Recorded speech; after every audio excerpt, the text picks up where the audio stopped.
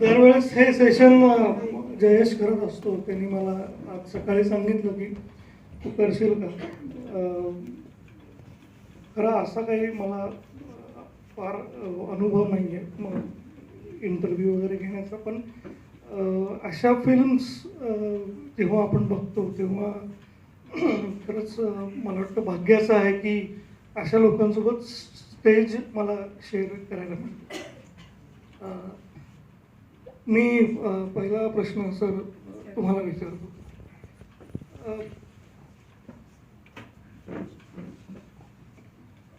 नूरे ही film म्हणजे त्याच्या पहिल्या फ्रेमपासूनच त्यांनी अगदी आपल्या बघणाऱ्यांना अगदी पकडूनच ठेवलं. म्हणजे जिथे शिक्षण आहे तिथे उजेड आहे आणि जिथे धर्म आहे तिथे अंधार आहे, अशी पहिलीच फ्रेम होती. तिथूनच ती फिल्म त्याचं स्टेटमेंट सांगायला सुरुवात करते. मला तिथूनच ते फार ग्रिप केलं. मला तुम्हाला दोन प्रश्न विचारायचे. मी सगळ्यांसाठी म्हणजे मी यांना ह्या फिल्मसाठी दोन प्रश्न यांना विचारेन आणि तिकडेही दोन प्रश्न. नंतर मग आपण त्यांच्या वतीने त्यांना काय बोलायचं असेल तर त्यांना बोलू देऊयात आणि नंतर तुमचे काही प्रश्न असतील तर ते आपण विचारूया. अशा 3 टप्प्यामध्ये आपण जाऊ. तर सर दोन प्रश्न मला तुम्हाला विचारायचे. पहिला प्रश्न ह्या फिल्मशी निगडीत आहे. तो म्हणजे ही जी तुम्ही जे शूट केलं हे सगळं त्या भागात काश्मीरच्या भागातच केलं आहे. तर हे शूट करत असताना एक तर लहान मुलं पण त्याच्यामध्ये आहेत आणि जो काही छोटासा जो काही थोडाफार अनुभव आहे, लहान मुलांसोबत काम करणं हे खूप सोपं असतं आणि खूप अवघड असतं. सोपं याच्यासाठी की त्यांना आपण जे सांगू ते खूप चोखपणे ते करतात आणि अवघड याच्यासाठी की आपल्याला जे हवं आहे ते आधी आपल्याला माहिती पाहिजे. सो ह्या पार्श्वभूमीवर त्याच्यातली जी मुलगी होती तिने फारच अप्रतिम अभिनय केला. तर ह्या मुलांकडून हा अभिनय काढून घेताना तुम्ही काय वेगळे कष्ट घेतले हा एक प्रश्न.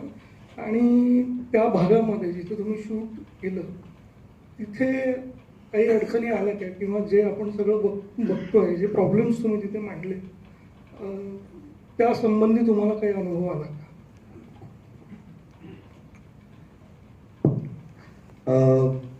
सबसे पहले तो thank you. Though I can understand Marathi very well because I am from Nagpur, लेकिन I can't speak Marathi very वेल.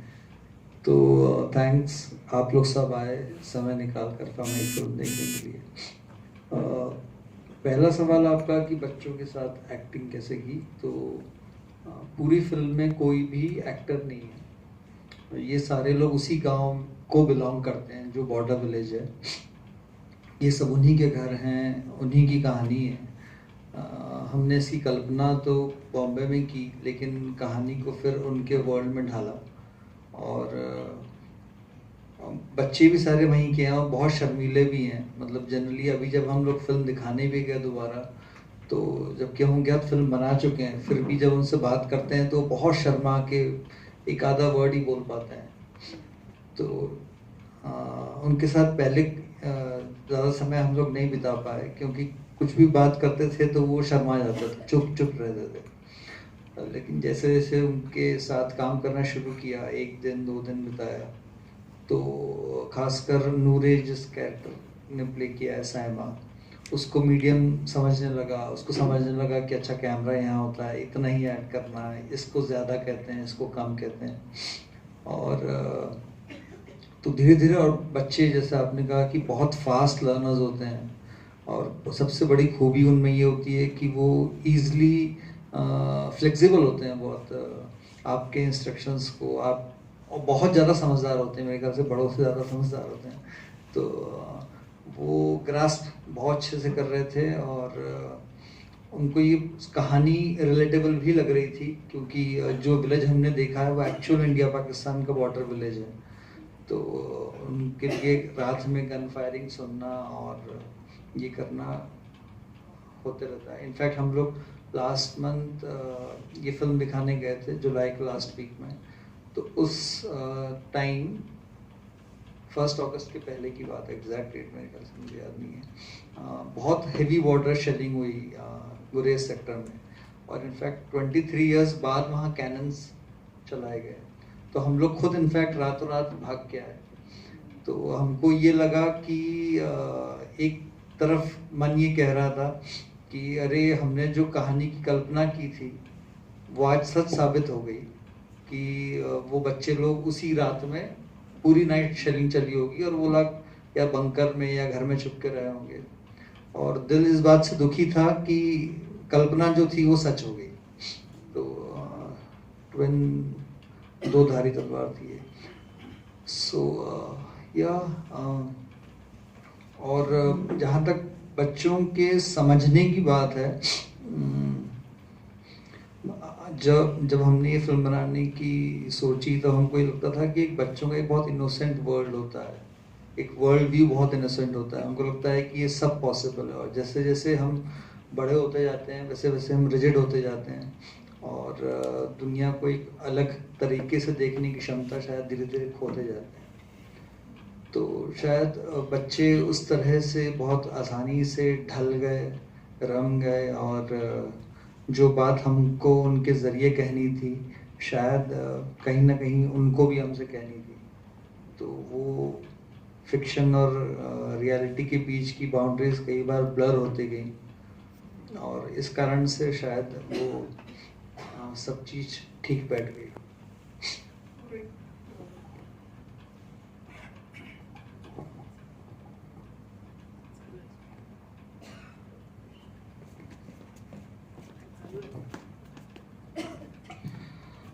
एक और चीज़, आप जब बात कर रहे थे तब एक और सवाल मेरे जहन में है। अब ये पता नहीं कि मैं उस जैसे जैसे फिल्म आगे बढ़ रही थी मैं उसमें ज़्यादा इन्वॉल्व हो रहा था उसकी वजह से था, या आपका ट्रीटमेंट वैसा था, जो बल्ब था बच्चे के ऊपर का उसका इंटेंसिटी जैसे जैसे आगे वैसे वैसे कम हो रही थी, या मतलब वो वैसे रखा था, या वो मैं उतना उसमें इन्वॉल्व हो गया था? नहीं नहीं, जो बल्ब स्टेयर करती है उसको स्टडी जब कर रही थी उसके ऊपर नहीं, वो शायद थोड़ा प्रोजेक्शन का ये होगा, बिकॉज आपने जो कहा कि जैसे जैसे वो रियलिटी हिट करती है वैसे वैसे उनका जो जो विश्वास है मुझे आई डोंट हाँ,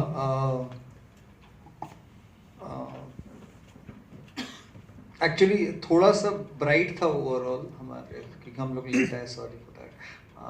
तो अदरवाइज अंधेरे में अंधेरा ज़्यादा दिखता है, बट या वो जो एक उम्मीद की लॉ थी जो अंधेरे में जब dark forces, metaphor light end dark का है कि जब अंधेरा होता है तो बहुत सारी शक्तियाँ वो जागती हैं जो कि नेगेटिव होती हैं, उसमें एक पॉजिटिव ब्राइट स्पॉट वो बच्ची है। और मेरे ख्याल से ऐसे कई सारे पॉजिटिव ब्राइट स्पॉट्स हैं जिस कारण से इतने अनप्रिडिक्टेबल वर्ल्ड में भी थोड़ी बहुत सैनिटी बरकरार है। बिल्कुल, मतलब मुझे ये भी लगा की म्हणजे कोणीतरी आपल्या वाटेची झोप गहाण ठेवलेली आहे आणि त्याच्या व्याजावर आपण सगळे इतर झोपत असतो, असं ते मला त्याच्यातून कळतं. Thank you sir. विक्रम, तुला आधी विचारतो. मला असं वाटतं की ही तुझी पहिलीच शॉर्ट फिल्म आहे आणि एका स्पर्धेच्या याच्यातून ती पूर्ण पुढे आलेली आहे. तर पहिले तर एक हा एकूण मला अनुभव तुझा ह्या प्रोसेसमधला, कारण की जो आपला एक थॉट असतो जेव्हा आपण फिल्म बनवायच्या वेळेस एक बीज असतं आपल्या डोक्यामध्ये, आणि जसे जसे त्याच्यामध्ये काही लोक, काही संस्था, काही विचार येऊन जॉईन होतात तेव्हा त्याच्याशी आपल्याला काही फारकत घ्यावी लागते का? किंवा तुझ्या डोक्यात जो एक मुख्य थॉट होता आणि पुढे गेल्यावर काही तुला ते बदल करावे लागले का? जे तुला ऑब्विसली काही खूप चांगले वाटले असतील की अरे हा हे चांगलं आहे, हे आपण घेऊया, आणि काही असे की जे कदाचित तुला ते फारसे त्यावेळेस पटणारे नव्हते, पण एकूण संस्था, ती स्पर्धा, त्याच्यात पुढे जात आहे, ते आपल्याला एक सपोर्ट सिस्टीम म्हणून काम करत आहे. अशा याच्यात नाईलाजाने ॲज अ लेखक दिग्दर्शक असूनही तुला करूया असं काही करावं असं वाटलं. नमस्कार. ही फिल्म जेव्हा मला सुचली ती साधारण 3-1 वर्ष आता त्याला झाली आहे, 3-3.5 वर्ष. आणि 3 वर्ष ती स्क्रिप्ट मी लिहून ती पडून होती माझ्याकडे आणि ती कोणी प्रोड्यूस करायला तयार नव्हतं. त्यामुळे ही फिल्म होणं गरजेचं होतं, ती कोणाची हातून हो. सो त्यासाठी डेस्परेट होतो आणि मी प्रोड्युसर्स शोधत होतो आणि प्रोड्युसर्स मला मिळाले नाही. आणि मग मी काय मुंबईत असताना टेलिव्हिजन लिहिणे आणि असे प्रकार चालू होते आणि काय एक फ्रस्ट्रेशन होतंच की आपल्याला आपल्या मनासारखं काम करायला नाही मिळत आहे. तर त्यावेळेस नवाजुद्दीन सिद्दीकीच्या पेजवरनं एक शेअर केला गेला एक पोस्ट की त्यांनी शॉर्ट फिल्मच्या स्क्रिप्ट्स मागवल्या होत्या पूर्ण भारतातनं आणि मी ती पाठवली. म्हणजे माझ्याकडची जी स्क्रिप्ट होती ती मी पाठवली आणि असं कळलं की त्यांना आता एक 1500 स्क्रिप्ट्स आल्या आहेत पूर्ण भारतातनं. आणि मग वेगवेगळे राऊंड्स सुरू झाले, टेक्निकल राऊंड, नरेशन राऊंड, आणि शॉर्टलिस्ट होत होत शेवटी 5 स्क्रिप्ट्स उरल्या आणि 5मध्ये मग ही फिल्म होती. सो अशा प्रकारे ही फिल्म तयार झाली 3 वर्षांनंतर. तर मला असं वाटतं की मी फिल्म तयार करताना म्हणजे ॲक्च्युअल मेकिंग प्रोसेसमध्ये स्क्रिप्ट जी होती ती पूर्णपणे लॉक होती. फक्त त्यात एक चेंज झाला, तो पोकेमॉनचा. कारण की पोकेमॉन 3 वर्षापूर्वी जेव्हा मी लिहिलं तेव्हा पोकेमॉन नव्हता आणि मुंबईत असताना अंधेरी स्टेशनवर काही ठिकाणी अशा दुर्घटना घडल्या होत्या की मुलं किंवा काही माणसं पोकेमॉन पकडायला यायची, नक्की ट्रेन पकडायला. तर त्यामुळे जे काही ॲक्सिडेंट झाले होते त्या. तर हा एक मायन्यूट बदल होता. बाकी प्रोडक्शन हाऊसेसकडनं मला सांगण्यात आलं होतं की तुम्ही 12 मिनिटाची फिल्म करा. तर मला ते शक्य नव्हतं. मी म्हटलं की मग आपण थांबूयात, नको करायला, कारण की हे शक्य नाही. कारण की मला खरं तर 15 मिनिटांच्या वर जाणारी स्क्रिप्ट होती माझ्याकडे. पण ती कशी बशी आता ही 15 मिनिटात मी बसवली. मला असं वाटतं की पहिली फिल्म होणं गरजेचं असतं आणि ती झाली आहे.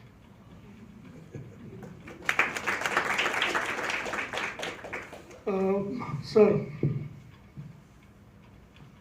तुम्हाला खरं तर आम्ही अनेक वेगवेगळ्या माध्यमात बघितलेलं आहे आणि शॉर्ट फिल्मसारख्या माध्यमात आम्ही सगळ्यांनीच, म्हणजे मी तरी पहिल्यांदाच तुम्हाला बघितलं. पण तुमचा एक ॲप्रोच, जेव्हा तुमच्याकडे सिनेमाची संहिता येते आणि एखादी शॉर्ट फिल्मची जेव्हा संहिता येते त्यावेळेस तुम्ही त्याच्याकडे बघण्याचा, अर्थात एक अभिनय तुम्ही जेवढा इथे समोर असून करतात तेवढाच इथेही करत असाल, त्यात काही वादच नाही, तो प्रश्नच नाही आहे. परंतु एक ॲप्रोच म्हणून किंवा त्याची तयारी म्हणून एक काय तुम्ही त्याच्यामध्ये शोधता, किंवा अजून जास्त नीट मी फ्रेम तो प्रश्न असं करेन की अशी कुठली गोष्ट आहे जी तुम्ही स्क्रिप्टमध्ये बघतात की हां हे आपल्याला करायचं आहे, मग हे सिनेमा असो की शॉर्ट फिल्म असो, असा कोणता एक धागा आहे जो तुम्हाला टिकल करतो की हे आपल्याला करायचं आहे? सुरुवातीलाच नाशिककरांचे आभार मानतो, कारण की आजच्या शॉर्ट फिल्मच्या स्क्रीनिंगच्या वेळेस त्यांनी मला निमंत्रण दिलं आणि आज ते बघायला तुम्ही आलात आणि माझ्याशी संवाद पण साधता. दुसरी गोष्ट, त्याच्या प्रश्नाचं उत्तर देण्यापूर्वी मी पांडेजींना जरा थँक्स देऊ इच्छितो, कारण की त्यांची नूर ही फिल्म जी आहे ती मला खूप रिलेट होणारी होती.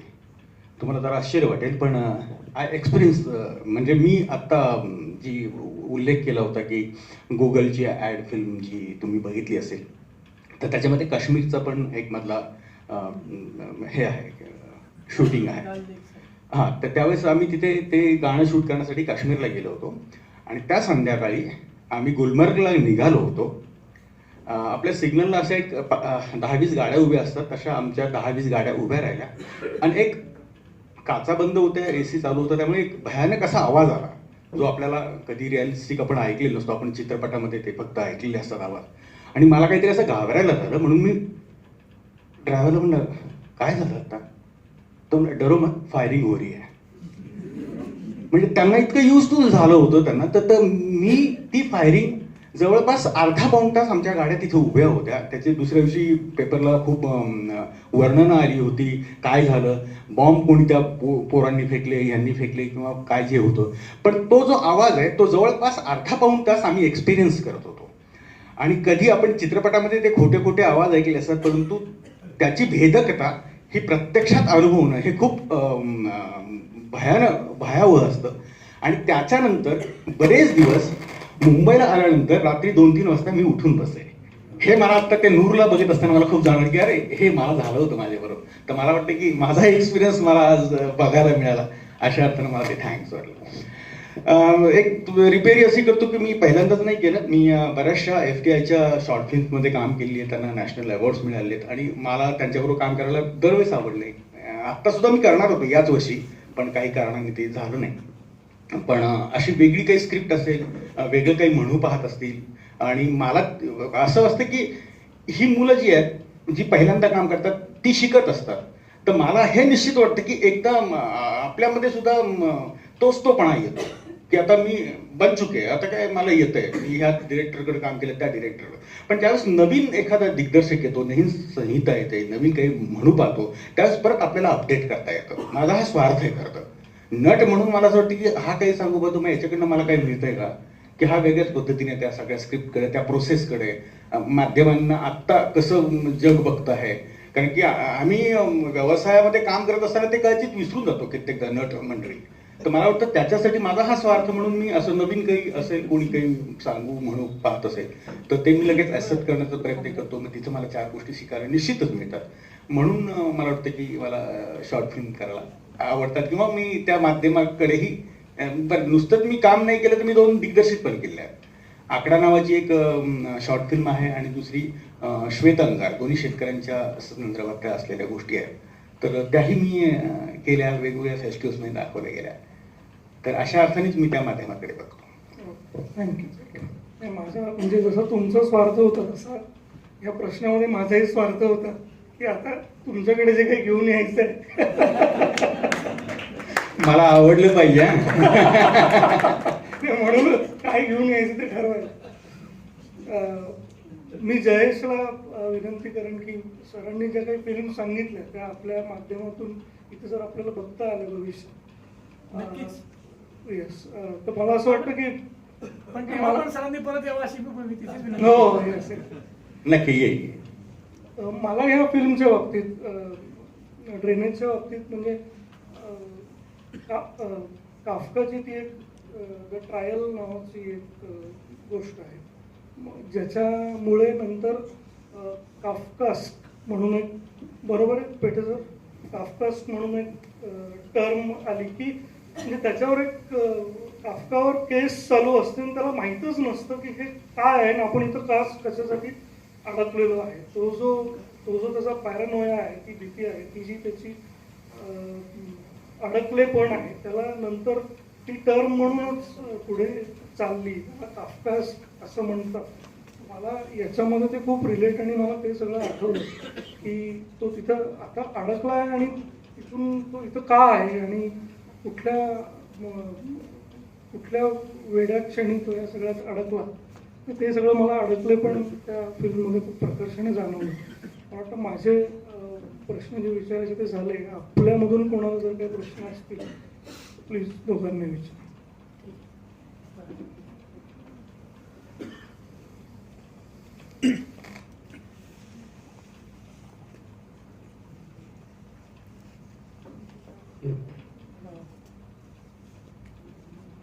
ओके, नाही मग वेळ लागेल जरा. हॅलो, पहिला विचारूच तर. नंतर थांबवायला लागेल. Again, I hope language is not a barrier here. This question is for Vikrant. Can I call you that? I'm Nishtha, by the way. Vikrant, I want you to tell us, why did you choose that age group?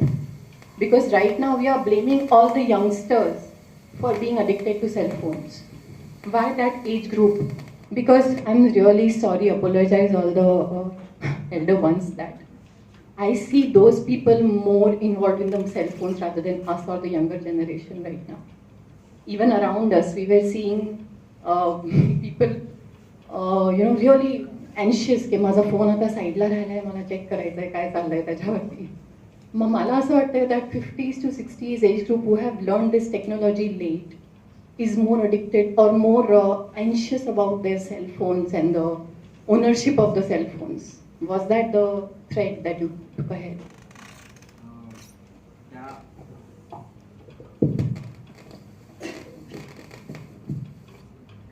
चालेल चालेल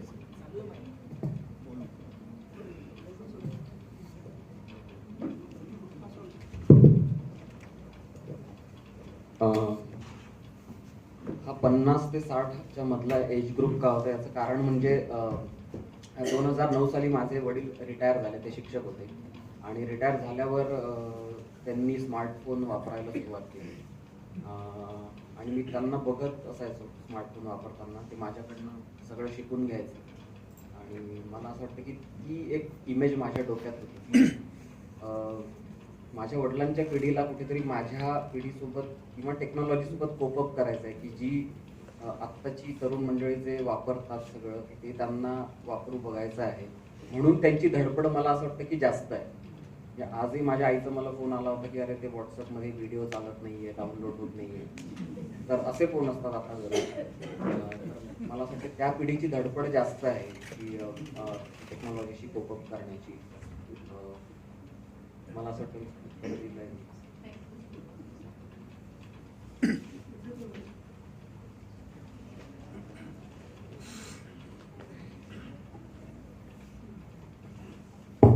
hello sir. Sir जैसे उन्होंने बताया कि उनका experience था जो convert हुआ और देखा उन्होंने स्क्रीन पे, तो आप किस चीज़ से इंस्पायर हुए थे जब आपने ये फिल्म बनाई? तो या फिर कुछ रिसर्च जो आपने किया होगा? कोणाला प्रश्न कोणाला? Sir Ashish sir sorry. ये सवाल कई बार पूछा गया है ये फिल्म स्टार्ट कहाँ से हुई थी, क्योंकि मैं कश्मीर से नहीं और तो मेरे ख्याल से काफ़ी साल पहले 2-3 साल पहले एक इमेज या तो किसी डिजिटल प्लेटफॉर्म पे न्यूज़ चैनल पे मैंने देखी थी जिसमें कि कुछ group of young school students lunch कर रहे हैं एक मेकशिफ्ट बंकर में बैठ के इसी बॉर्डर टाउन में. और वो बहुत जैसे जनरली स्कूल के बच्चे कहीं पर भी लंच करते हुए कितने प्लेफुल अंदाज में हंसते हुए, बहुत ही ब्यूटीफुल इमेज थी. एट द सेम टाइम बहुत ही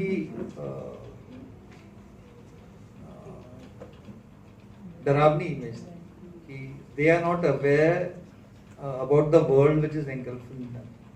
तो मेरे ख्याल से वो कहीं ना कहीं शायद रह गई. और जब कहानी सोचने वो तो बहुत डिफिकल्ट है पिन पॉइंट करना कि उसकी शुरुआत कहाँ से हुई. सब कॉन्शियस लेवल पे इतनी लेयर्स होती हैं तो शायद वहीं कहीं से एक ये थॉट निकला एक.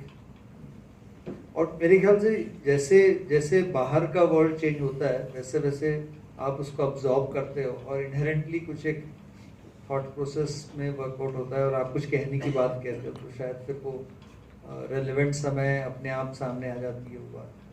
तो ऐसा कुछ बहुत सोच विचार करके ये कहानी नहीं रिसर्च करके नहीं कही है. हमने लिखी फिक्शनल ही थी बट फिर जब हम वहाँ पे गए तो उनके वर्ल्ड के हिसाब से थोड़ी बहुत ढाल ली ताकि उन्हें भी लगे कि ये उनकी कहानी है ना कि हमारी है. तो या मला नूरेच्या संदर्भात एक गोष्ट माझं ऑब्झर्वेशन असं आहे की साधारण महिन्याभरापूर्वी मी अरबाटच्या सेशनला पुण्यात नूरे बघितली होती आणि आज परत दुसऱ्यांदा बघितली. तर मला असं वाटतं की ज्या तऱ्हेने काश्मीर दाखवण्यात आलं आहे नूरेमध्ये ते खूप मला वेगळं वाटलं. म्हणजे इतर बॉलिवूड फिल्म म्हणजे जसं बजरंगी भाईजान वगैरे सारख्या फिल्म्समध्ये ज्या प्रकारे काश्मीर दाखवल्या जातं जब तक है जान का टिपिकल फिल्म्समध्ये तसं काश्मीर आपल्याला बघायला नाही मिळत. काहीतरी वेगळं काश्मीर ते दर्शकाला दाखवायचं आहे आणि हा एफर्ट मला खूप महत्त्वाचा वाटतो त्याच्यामध्ये. अजून मला ड्रेनेजच्या संदर्भात मला काही गोष्टी शेअर करायला आवडते की ड्रेनेज कशी सुटली किंवा ती कशी तयार झाली किंवा त्याचा कॉन्सेप्ट कुठनं आहे. 2-3 गोष्टी होत्या की एकतर माझ्या मामाच्या शेतात, मी अकोल्याचा आहे आणि तिथनं जवळ माझ्या मामाचं गाव आहे, तर माझ्या मामाच्या शेतात मोबाईल टॉवर लागला काही वर्षांपूर्वी आणि त्या शेतजमिनीवर तो लागला आणि तिकडे त्यांनी शेती करणं बंद केलं कारण की त्यांना महिनावारी पगार मिळायला लागला. सो ती लोक शेतीला आळसावली. सो ही गोष्ट माझ्या डोक्यात होती. परत विदर्भातलेच एक लेखक आहे सदानंद देशमुख म्हणून, पारोमास्कार, आपण त्यांना पारोमास्कार म्हणून ओळखतो. त्यांची एक कथा होती पात्र नावाची. त्यात असा एक संदर्भ येतो की एका गावात आता एक ग्राउंड आहे जिकडे दसऱ्याच्या दिवशी एक नाटक केलं जात असतं आणि वर्षानुवर्ष ती परंपरा चालू असते. पण आता हे वर्ष त्या नाटकाचं शेवटचं वर्ष आहे कारण त्या ज्या ग्राउंडवर ते नाटक होणार आहे तिकडे मोबाईल टॉवर आता लागतोय आणि मग सगळं न्यूज आणि मीडिया सगळा गावात पोचतो आणि मग काय काय होतं अशी ती गोष्ट होती. ती खूप सुंदर गोष्ट होती. परत पीफला मी एक फिल्म बघितली होती, a man without a cellphone नावाची इस्रायली फिल्म. सो त्यात असं होतं की एक माणूस आहे, बाप आणि मुलगा असे 2 कॅरेक्टर्स आहेत आणि बापाला शेती करायची आहे आणि एक मिनिट विक्रांत, थोडा माईक बापाला शेती करायची आहे त्या आणि इथे मोबाईल कंपनी आली आहे गावात आणि ते म्हणतात की इथे मोबाईल टॉवर लावायचा आहे आणि मुलाला शेती नको आहे, त्याला हवं आहे की मोबाईल टॉवर लागला पाहिजे कारण की त्यांनी त्याच्या मोबाईलला रेंज येईल आणि तो शहरातल्या त्याच्या मैत्रिणीशी बोलू शकेल. त्यामुळे हे एक डोक्यात होतं आणि या सगळ्याचा पीक असा झाला की मी स्वतः जर्नलिझम मास कम्युनिकेशनचा अभ्यास केला आहे, त्या संदर्भात ही डिग्री घेतली आहे. सो ती डिग्री घेत असताना खूप सगळ्या थिअरीज कम्युनिकेशनच्या संदर्भात, संदेशवहनाच्या संदर्भात आम्हाला शिकवल्या जातात आणि नेमाडेंची एक कविता आहे गुरुवर्य नावाची. त्या कवितेत मला त्याचं उत्तर मिळालं की संदेशवहन म्हणजे काय. तर त्यातला गुरु शिष्याला म्हणतो की सांग संदेशवहनातले महत्त्वाचे घटक कुठले. शिष्य म्हणतो की तर त्यातला जो नसतो तोच एक महत्त्वाचा असतो. तर मला ते माझी जी काय मी शिकलेली थिअरी होती कम्युनिकेशनच्या संदर्भात ती त्यानंतर गळून पडली. मला असं वाटलं की इतक्या बेसिक लेवलला जाऊन कोणीतरी कम्युनिकेशन मांडतंय तर ते खूप महत्त्वाचं आहे. सो अशा काही गोष्टी ड्रेनेजच्या निर्मितीच्या पाठीमागे आहेत.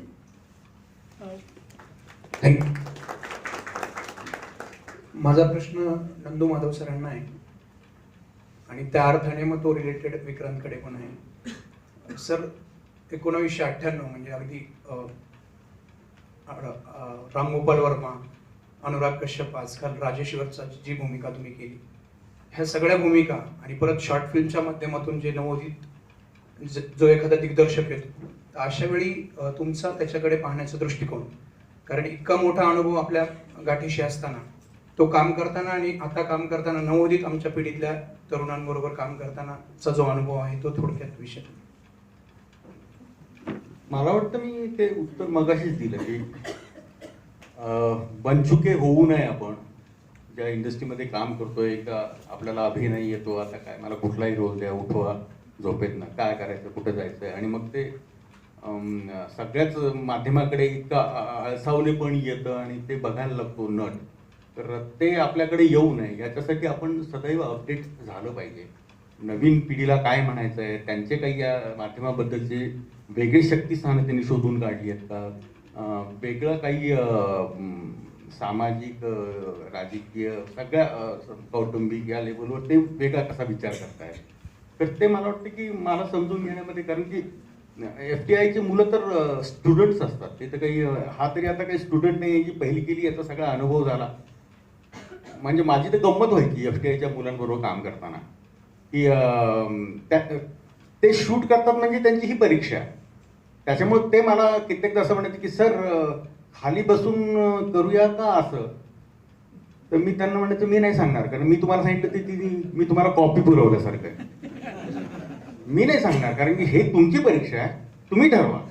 मी त्यातलं काय द्यायचं, तुम्ही खालून बसून जर मला ते कप द्यायचा चहा तर मी देईन, किंवा जे काही त्यातलं त्यांना जे पाहिजे. मी शक्यतो त्यांना दोन्ही अर्थाने, म्हणजे कारण की असंही होऊ शकतं की माझं शहाणपण मी सांगतोय आणि त्याचं नुकसान होतंय की नाही नाही ऐसा नाही करते वो उधर से आएगा इधर से तू एक शॉट ले इधर से एक शॉट ले.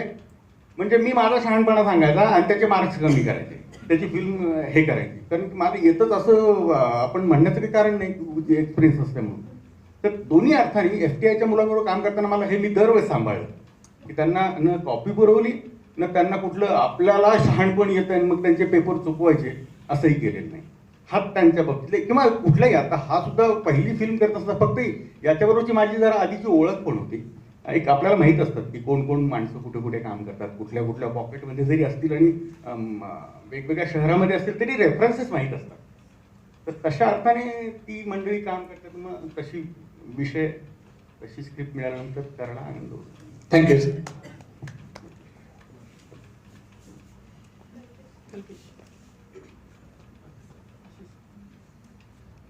मेरा सवाल आशीष सर से है. सर, नूर जब पाठशाला जाती है तो वहाँ पर वो एक फौजी अंकल को आवाज़ देती है कि बड़े मूछ वाले फौजी अंकल कहाँ है, और आते वक्त उसे कोई जवाब नहीं मिलता. तो आप इस सिचुएशन से क्या दर्शाना चाहते थे? इन्होंने अस्तो और नस्तो वाली कुछ बात कही थी, मैं पूरा ठीक से नहीं समझ पाया जो लाइन थी. हाँ, कम्युनिकेशन क्या थी? हाँ, तो वैसे ही फिल्म में भी जो बातें नहीं कही गई वो बातें एक्चुअली कही गई थी. तो फौजी अंकल नहीं है, आपने एक रात पहले सुना कि क्रॉस बॉर्डर फायरिंग हुई थी और वो मूंछ वाले फौजी अंकल नहीं दिखते हैं. वो लोग मजाक करते हुए जनरली 4 लोगों की कोई भीड़ जमा हो जाए 10-12 लोगों की तो मुंह से सवाल बच्चों की यही निकलता है कि आज किसकी डेथ हुई. तो दादी उनको भगाती है, तो जब वो वापस आते हैं तो वहाँ इशाक नहीं रहता. तो ये सारी चीज़ें अस्तो और नस्तो वाली category. Thank you sir. Thank you.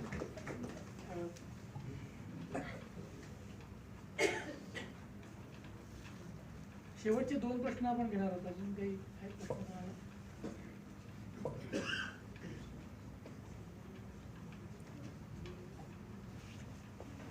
Vikrant, तो मगाचा जो प्रश्न आहे की जसं सरांचा अनुभव होता तसं तुझं काय मत आहे, म्हणजे इतक्या दिग्गज कलाकाराबरोबर काम करत असताना येणाऱ्या ज्या अडचणी तर थोडक्यात विषय. माझा स्वार्थ होता सरांसोबत काम करण्याचा. सेटवर खूप पटपट कामं होत गेली मला असं वाटलं, कारण की स्क्रिप्ट खूप लॉक होती आणि आम्हाला पावसात शूट केलं खरं तर. आणि खूप कठीण ठिकाणी शूट करायचं होतं. ड्रेनेजच्या पाईपच्या आत म्हणजे तसं दिसणारं एक जग निर्माण करायचं होतं. सो पाईपच्या आत शूट केलं आणि अख्खा एक दिवस आम्ही त्या पाईपच्या आत शूट करत होतो. वरून पाऊस होता आणि हे पाईप्स जे आहे शेवटचा सीनमधला दोन्ही साईडनी बंद केले होते आणि आत एक जवळपास आम्ही 20-25 लोक होतो. प्रत्येकजण श्वास घ्यायचं आणि सफोकेशन व्हायचं. सो 5-10 मिनटं आम्ही शूट करू शकायचो आणि बाहेरून आम्ही फुटेज चेक करायचो, परत आत जाऊन शूट करायचो. सो ते एका दिवसात तो सीन शूट केला आहे. त्यामुळे असे खूप टास्क होते. त्यामुळे कलाकार तसं असणं गरजेचं होतं की ज्याला माहिती आहे त्याला खूप सांगावंसं लागणार नाही की मला काय अपेक्षित आहे, आणि प्लस त्याच्यात त्यांच्या वतीने पण खूप काही ॲड केल्या जाईल जे स्क्रिप्टमध्ये नाही आहे. सो म्हणूनही मला नंदू सरांचं नाव माझ्या डोक्यात होतं आणि ते होऊ शकतं. थँक्यू.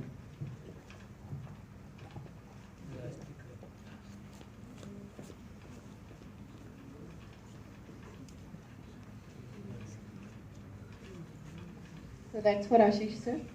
Yeah.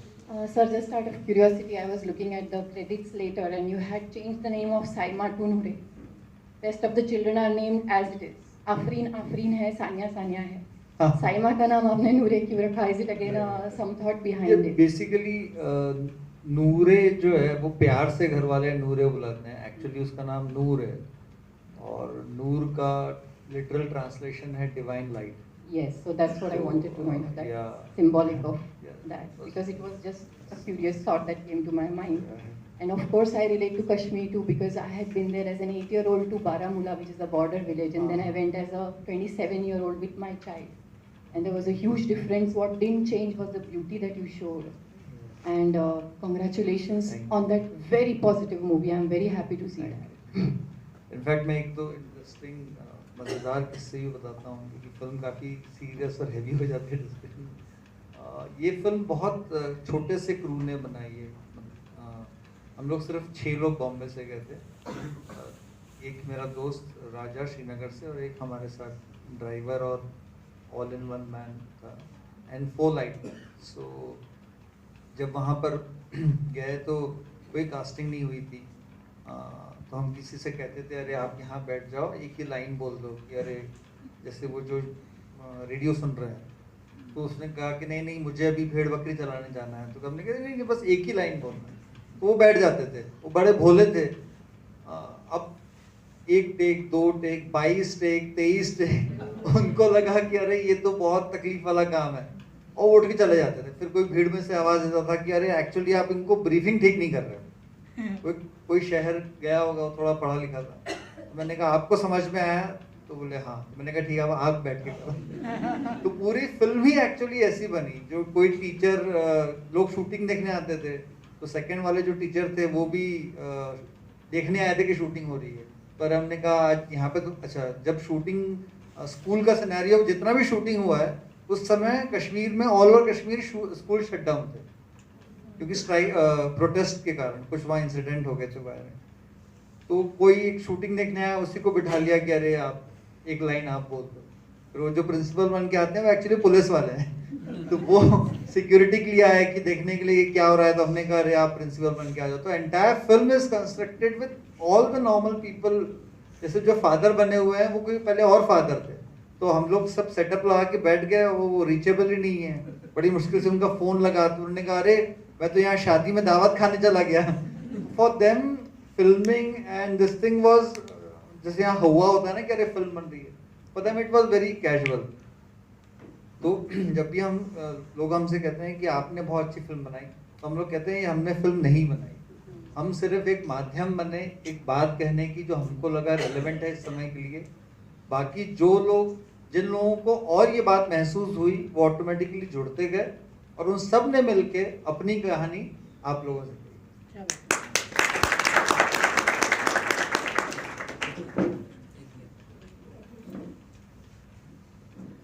हा शेवटचा प्रश्न असेल प्लीज.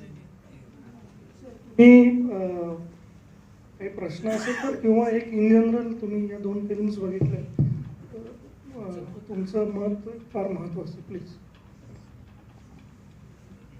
मी ते बोलतो. Please please. तर सर्वप्रथम आशीष, विक्रांत आणि नंदू तुमच्या सगळ्यांचं मनापासून अभिनंदन. मैं आपका तहे दिल से अभिनंदन करता हूँ. बहुत ही डिस्टर्बिंग फिल्म थी. आता मी मराठीत बोलतो. आशीष मैं आपको बाद में बताऊंगा. You understand? ओके. मला 2 गोष्टी वाटतात. एक म्हणजे फिल्म इतक्या बनतात आता प्रचंड आणि आपल्याला त्या बघायची सवय लागली आहे, पण याचा अर्थ ते आपल्याला कळतात असं नाही. एकदा कुमार गंधर्वांना विचारलं होतं की भैरवी गायल्यानंतर तुम्ही सा का लावला? ते म्हणले लावला, तुम्हाला काय झालं ते तुम्ही बघा. आपण गायकालाच विचारतो सा का लावला किंवा भैरवी का गायली, की त्यांनी गायबून गेली हो.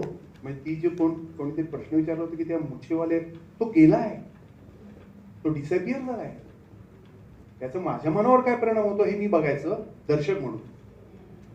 आपण आहेत म्हणून त्यांना आपण प्रश्न काहीतरी विचारत असतो. मग मुलांचं कसं काम करून घेतलं, केलं, गोळ्या दिल्या असतील ना तर मग पुस्काळात मारली असेल, त्याचा संबंध माझ्याशी नाही.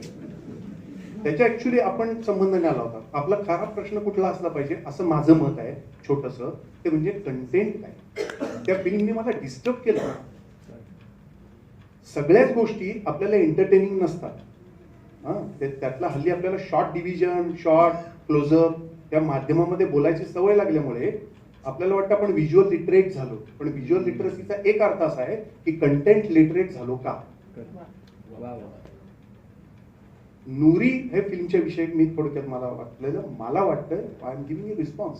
I don't have any questions because काही फिल्म्स अशा असतात की ज्या बघितल्यानंतर नामदेव साळेंच्या कवितेसारखं ओम शांती शांती शांती म्हणावंसं वाटतं. आपल्या डोळ्यात रडू येतं का नाही. कारण सध्या काश्मीरची जी परिस्थिती आहे, तिथलं कलम रद्द झाल्यानंतर तिथे मोबाईल फोन चालू असू शकत नाहीत. तिथे असलेली जी चुप्पी आहे संपूर्ण, ती आपण पेपरात कदाचित वाचतो, कदाचित नाही वाचत, कदाचित काही लोकांना उकळ्या फुटत असतील की कशा मजा उडवली आपण. आणि आता लोक जगभर बॉम्ब आणि युद्धाची भाषा बोलतायत. हे आपल्याला थरकाप उडवणारं माणूस म्हणून असतं की नाही, कलावंत सोडा. मला असं वाटतं नुरीमध्ये या सगळ्या गोष्टी आहेत म्हणून ती मला डिस्टर्बिंग फिल्म वाटते. तिला लांबवरनं कुठेतरी आवाज ऐकू येतात की जी तिथलीच मुलगी आहे आणि ते फायरिंगचे आवाज आहेत. फायरिंग म्हणजे काय कळतं का आपल्याला? बॉम्ब पडतो म्हणजे काय कळतं का? सध्या देशभक्तीचा महापूर येत असताना ही फिल्म बघणं ही मला अत्यंत पॉलिटिकल, खरं तर त्यांना प्रश्न हा विचारला पाहिजे की what is your politics? It's a political film. कुठलीही चांगली फिल्म, कुठलंही चांगलं साहित्य हे पॉलिटिकलच असतं. जर किंवा जे पॉलिटिकल असतं तेच चांगलं असतं. पॉलिटिकल याचा अर्थ पार्टी पॉलिटिकल नव्हे. आपल्याला पॉलिटिक्स म्हटल्यानंतर पार्टीचं वाटतं, बीजेपीचे आहात का तुम्ही काँग्रेसचे आहात, इतके मूर्ख होतो. पार्टी पॉलिटिक्स म्हणजे आयडिओलॉजिकल पोझिशन काय आहे तुमची as an artist, as a human being, as a responsible citizen of India or any city or all the world. तुमचं पॉलिटिकल स्टेटमेंट काय? एखादा फोटोग्राफर जेव्हा फोटो काढत असतो तेव्हा ते त्याचं पॉलिटिकल स्टेटमेंट बनतं. जसं विस्थापनावरचा आता मध्यंतरी एक फोटो आला होता आणि तो बाप आणि मुलगी पळून जात असताना त्या मुलाला घेतलाय आत आणि तो बुडलाय. हे विस्थापनावरचं अत्यंत महत्वाचं होतं. रघुरायचा अत्यंत महत्वाचा फोटोग्राफ होता. जेव्हा भोपाळची फिल्म भोपाळ कांड झालं तेव्हा त्या डोळे उघडे असलेले आणि त्याला फक्त असं झाकत असतानाचा एक फोटो होता. एक फोटो जग बदलू शकतो आणि मग एक फिल्म काय करू शकते? इराण इराकच्या ज्या फिल्म्स होत्या, इराणियन फिल्म्स ज्या होत्या, त्यांनी अख्खं जग बदलवलं. जे युरोपियन ज्या फिल्म्स होत्या त्याच्याकडनं लक्ष आपण इराण इराककडे जायला लागलं आणि आपल्याकडचं जर बघायचं गेलं तर नागराज मंजुळेंनी गेल्या जे 5 वर्षात पॅराडाईम शिफ्ट केला. त्याच्यात तो व्हिज्युअलची भाषा बोलतच नाही, तो शॉर्ट बीट लावतच नाही, तो कंटेंट बोलतो. म्हणून तो जो दगड बसतो तो आपल्या टाळक्यात बसतो. आणि मग लाखाचे मोर्चे निघण्यातलं एक कारण सैराट ही असतं, हे विसरू नये. त्यामुळे एक चांगली फिल्म काय करते तर आपल्याला हादरवून सोडते, आपल्याला दृष्टिकोन बदलवते. हे दृष्टिकोन काय बदलवला नुरेनी? त्याच्यातल्या अनेक गोष्टी आहेत, बारीक बारीक बारीक. I really congratulate you. It's a wonderful film. It disturbs me. It disturbs in a good sense. It gives you a vision and sight. Probably vision, everybody has a vision, but there is no sight for everybody. प्रत्येकाला डोळे आहेत पण दृष्टी आहे असं समजू नये. दृष्टी देण्याचं काम चांगली कला करत असते, ती त्या नुरेनी केली असं मला वाटतं. त्याच्यातल्या बऱ्याच गोष्टींवर बोलता येईल. आपण नंतर त्याच्या लहान मुलांची कामं आणि यांच्यावर पण बोलूया. म्हणजे बोलायला नको असं नाही, तो कुठल्याही ॲप्रिसिएशन मधला एक महत्वाचा भाग असतो. पण त्याच्यातलं येणारं संगीत, त्याच्यातले येणारे आवाज, त्याच्यातले येणारे अत्यंत दृश्य स्वरूपांचे माझ्या मनावर होणारे परिणाम, की नदी वाहतीये आणि एक एक ते जे गाव असतं ते गाव कसं दिसतं, अख्खं एका मुठीमध्ये असतं आणि इतकं त्याच्यामध्ये जो हादरा बसतो, त्याच्यामध्ये एक स्क्रॅच बसतो, तो मला वाटतं Noori. It's a really wonderful film. Thank you Ashish आणि थँक्यू विवा.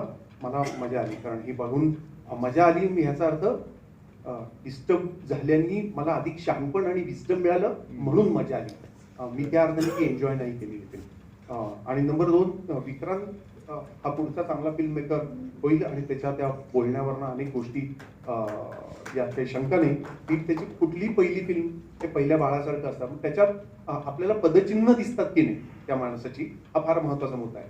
पण विक्रांतनी जे 4 गोष्टी सांगितल्या नंतरच्या, की मराठवाडा आणि भालचंद्र नेवाड यांचं, त्याच्यातनं त्याची जाण आणि जाणीव ही आपल्याला लखलखीत दिसायला लागते. ड्रेनेजमध्ये उतरलेला माणूस, यांनी जरी काफकाचं उदाहरण घेतलं असतं तरी एका अर्थाने काफकाच्या ट्रायल मधला घुसमट या अर्थाने याला म्हणायचंय की माणूस आणि संपूर्ण वेडसर जग असा काफका अर्थ लावायचा सातत्याने प्रयत्न करतो. त्याच्या आणि कॅसलमध्ये सुद्धा त्याच्यात महत्वाची त्याची कादंबरी. आणि काफका हे जगातलं एक वेगळं तत्वज्ञान आहे आणि देव मेलाय असं जसं तो म्हणतो आणि ते निच्छेच्या तत्वज्ञानावर आधारित आहे. पण इथे त्या पथाला त्याला जायची इच्छा आहे किंवा तो जाईल पुढच्या फिल्म्समध्ये. त्यातले काही अंश अतिशय महत्वाचे आहेत आणि मला असं वाटतं ती विक्रांतच्याकडनं आपण चांगल्या उत्तम आणि अधिक मोठ्या फिल्मची अपेक्षा धरायला हरकत नाही, इतकी ती चांगली फिल्म होती. नंदू हा आमचा आवडता नट आहे आणि असे वेगवेगळे प्रयोग करणारे सिनेमाला मिळतात, असे आमच्या नाटकाला मिळत अशी अपेक्षा. धन्यवाद.